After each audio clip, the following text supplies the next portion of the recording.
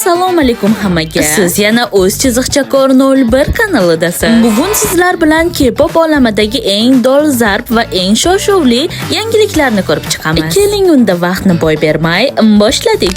Blackpink guruhi a'zosi Rose Bit Award marosimidan keyingi kechada ko'rinish berdi. Forbes Korea ma'lumotlariga ko'ra, Rose 2026-yilda YouTube daromad bo'yicha eng ko'p daromad topayotgan yakkaxon ayol K-pop ijrochisiga aylandi. Uning yillik daromadi $3.9 million dan oshgani aytilmoqda.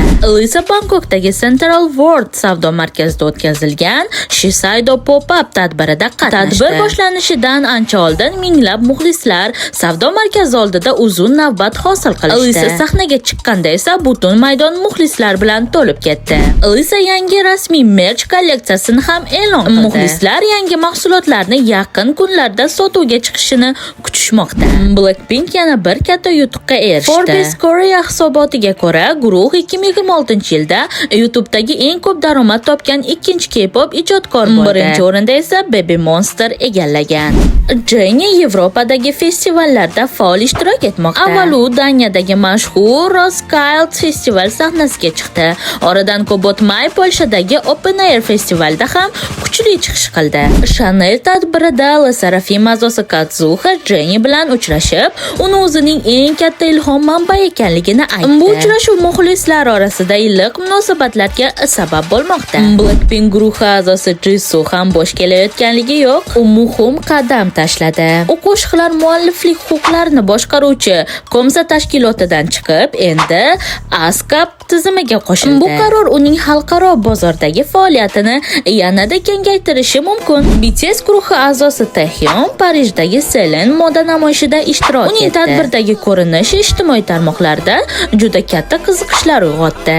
Jungkook esa jonli efir vaqtida muxlislarning nikoh haqidagi savollarga javob berdi. U hozircha turmush qurish rejalari yo'qligini aytib, hazil tariqasida muxlislarga buni menga emas, Suga Hyungga ayting dedi. Ma'lumot o'rnida Hyung bu aka degan. Yana bir jonli efir davomida Jungkook muxlislarga Suganing Big Hit Entertainment'dagi ilk tinglov videolarini birgalikda tomosha qilishga taklif qildi. Bu xabar eski muxlislar uchun juda qiziqarli bo'ldi. BTS yana tarixiy rekordlar o'rnatdi. Guruh Rolling Stones'ning eng ko'p yillik rekordini yangilab, bir oy ichida $127.8 million kassalik daromad qayd etdi. Arirang World Tour ham ulkan muvaffaqiyat bilan davom etmoqda. Hozircha atiga 20 ta sotilgan konsertning o'zi $204 million daromad keltirdi va 1.1 milliondan ortiq chipta sotildi. Shuningdek, BTS o'zining Arirang turniri asosida suratga olingan konsert filmini ham e'lon qildi. Film 2026-yil oktyabr oyida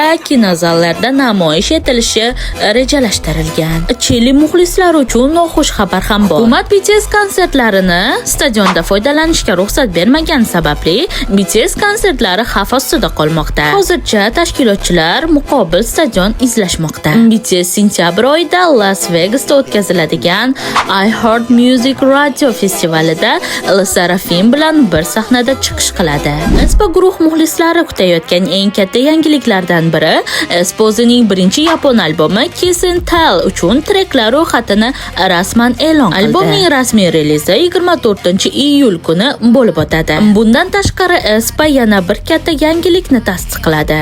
Guruhning 4-jahon turniri davomida har bir a'zo ilk bor yangi yakkaxon qo'shiqlarini ham ijro etadi. Turnir 7-avgust kuni Seuldagi Kespo Dam arenasida boshlanadi. Vulgari tadbirida bir nechta xitoylik VIP mijozlar faqat Ning bilan bitta suratga tushish imkoniyati uchun taxminan $147 ming AQSh sarflagani aytilmoqda. Bu imkoniyat faqat eng yirik xaridorlarga berilgan bo'lib, internetda juda katta muhokamalarga sabab bo'lmoqda. JYP Entertainment hozirda Twice guruhi a'zolari bilan shartnomalarni uzaytirish bo'yicha muzokaralarni davom ettirmoqda. Ammo so'nggi biznes hisoblariga ko'ra, bu oddiy kontrakt uzaytirish emas. Tahlilchilarning fikricha, Twice bugungi kunda JYP Entertainmentning asosiy daromad manbalaridan biri hisoblanadi. Investorlar kompaniya kelajakda ham Twice'ga tayanishda davom etadimi yoki stadion darajasidagi muvaffaqiyatni takrorlay oladigan yangi guruh yaratadimi? Aynan shuni kuzatmoqda. Twice a'zosi Jihyo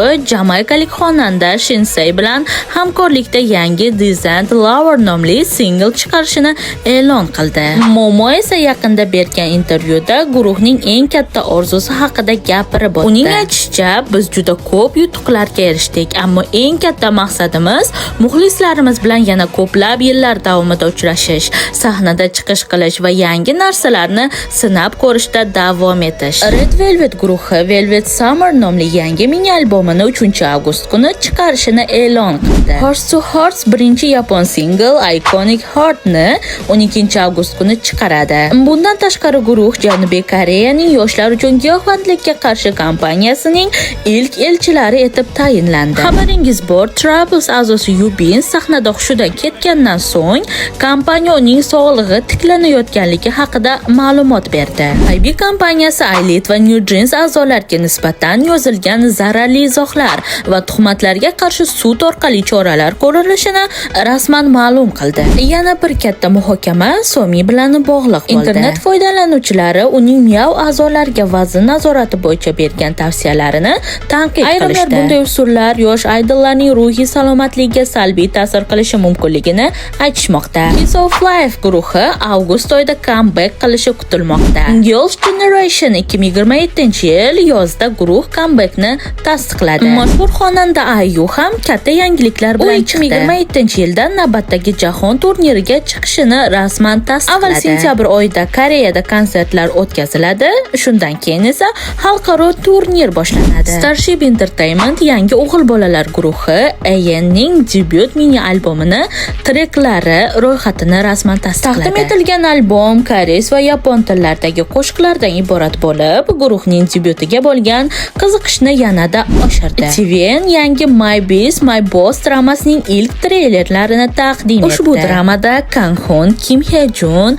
Chavu Min hamda ITZY a'zosi Yuna bosh rolda ijro etadi. Premyera sanasi 3-avgust kuni bo'lib o'tadi. Stray Kids guruhi yangi jahon turniri davomida muhim ijtimoiy loyiha boshlanayotganligini ma'lum qildi. Seuldagi Run It konsertlarida eshitishdan muammosi bo'lgan muxlislar uchun Auracast texnologiyasiga asoslangan maxsus audio tizim ishlatiladi. Bu texnologiya yordamida imkoniyati cheklangan muxlislar ham konsertni ancha qulay tarzda tomosha qilish mumkin bo'ladi. Guruh yetakchisi Bang Chan ham muxlislarga shaxsiy hayotidan kichik lavha ulashdi. Fond topshirayotgan suratini joylab, sog'lom turmush tarzini qo'llab-quvvatlashining asosiy sabablaridan biri muntazam donor bo'lish ekanligini aytib o'tdi. Bugungi K-pop olamidagi eng muhim yangiliklar shulardan iborat edi. Sizni eng ko'p qaysi yangilik hayratda qoldirdi? Fikringizni albatta izohlarda yozib qoldiring. Videoga like bosishni, @ko'r01 kanaliga esa obuna bo'lishni va qo'ng'iroqcha tugmasini yoqishni unutmang. Sizlar bilan xayrlashmaymiz, shunchaki eng tezkor va ishonchli K-pop yangiliklarda yana ko'rishguncha deb qolamiz. Ketkazgan vaqtlaringga rozi bo'linglar.